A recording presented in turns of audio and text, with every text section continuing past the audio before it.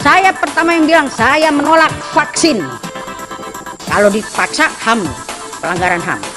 Oknum politis ini lagi cari panggung. Setahun terakhir kita tidak tahu apa kinerjanya selama jadi anggota DPR di Komisi 9 di bidang.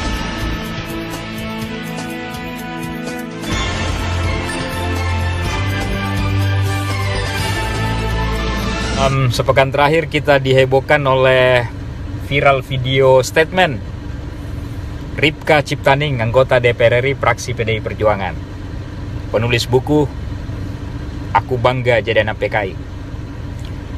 Video ini kemudian didiskusikan di mana-mana.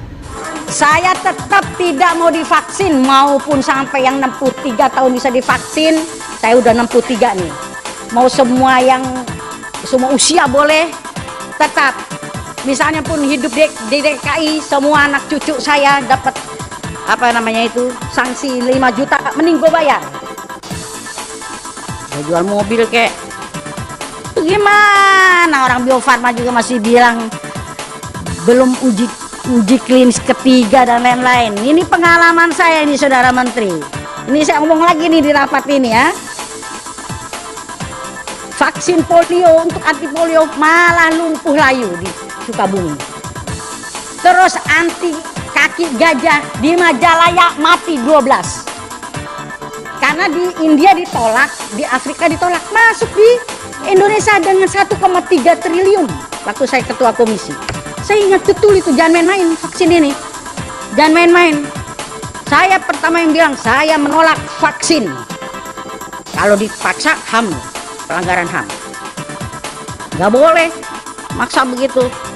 Terus saya tanya, ini yang gratis, yang katanya mau digratiskan semua rakyat ini, yang mana? Uang ada 5 macam. Ada yang harga 584.000, ada yang 292.000, ada yang 116.000, ada yang 540.000 sampai 1.080.400 rupiah, ada yang 2.100.000. Pasti murah kalau orang miskin. Tapi sayangnya, saya mau memberitahu kepada rakyat Indonesia ya, komunikasi politik seperti ini ada hal yang biasa. Tugasnya sebagai anggota DPR adalah mengawasi kinerja kebijakan pemerintah pusat sebagai anggota DPR RI. Pertanyaan menariknya, kemana Ripka ini 5-6 bulan yang lalu? Kalau mau ngomong tentang vaksin, dia mau tolak vaksin harusnya 5-6 bulan yang lalu. Sebelum vaksin ini tiba di negara ini, sebelum dipesan oleh Menkes atau dipesan oleh negara. Kalau dia mau protes tentang Sinovac, silahkan protes 5-6 bulan yang lalu. Jangan sekarang, terlambat Anda. Sebagai anggota DPR RI, justru kinerja Anda dipertanyakan. Kenapa Anda tidak ngomong 5-6 bulan yang lalu?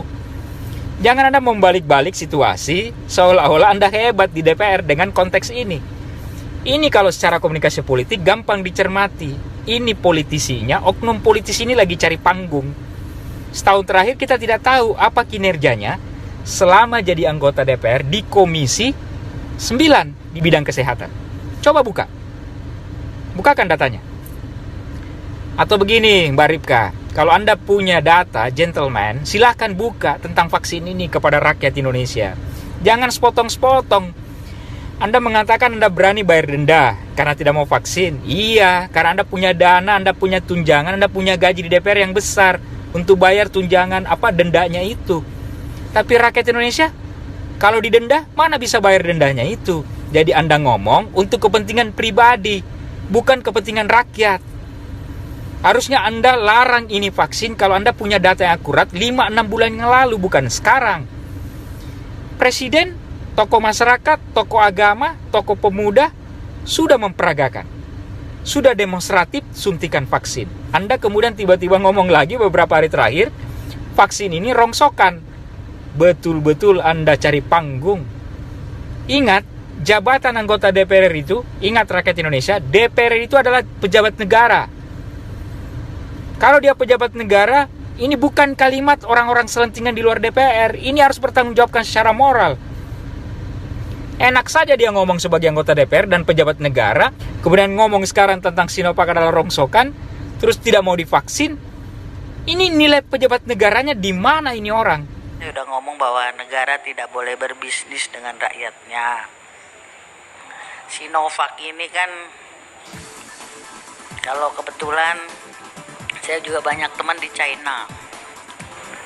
Sebetulnya Sinovac ini istilahnya apa nih? Udah barang rongsokan lah buat di sana itu. China sendiri orang Cina udah jarang pakai yang Sinovac sebetulnya. Makanya saya menduga ini hanya cari panggung politik supaya mau terkenal lagi. Kemarin-kemarin tidak jelas juga apa kinerjanya di parlemen. Sekarang begini Mbak Ripka, buktikan vaksin ini tidak efektif. Buktikan kalimat Anda tentang Sinovac ini rongsokan. Kalau tidak mampu Anda buktikan dalam 2 minggu ini, saya kasih waktu. Nah, kita berdebat. Saya tunggu. Rakyat Indonesia tunggu apa data Anda tentang vaksin ini. Pertanggungjawabkan secara moral. Kalau tidak bisa, mundur Anda dari Komisi 9. Fraksi PDIP harusnya malu terhadap orang-orang ini, oknum DPR seperti ini. Ini mempermalukan partainya kepada rakyat Indonesia. Presiden sudah peragakan vaksin, tokoh agama sudah dipanggil, tokoh masyarakat sudah dipanggil, terus dia ngomong Sinovac ini rongsokan.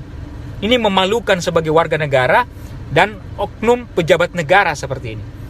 Saya tunggu datanya dan rakyat Indonesia tunggu datanya Mbak Ripka. Dan saya sekalian nantang Anda berdebat secara komunikasi politik. Tugas Anda di DPR apa sebenarnya? Saya tunggu. Kalau perlu kita live di TV nasional. Kita berdebat secara beradab dan secara komunikasi politik. Demi melakukan pendidikan politik kepada rakyat Indonesia. Terima kasih. Assalamualaikum warahmatullahi wabarakatuh.